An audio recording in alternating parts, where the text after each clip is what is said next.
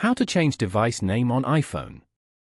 To get started, first of all go ahead and open up the Settings application on your phone.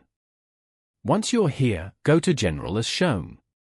From here, you can manage your overall setup and preferences for iPhone, such as software updates, device language, CarPlay, AirDrop, and more. Then, tap on About.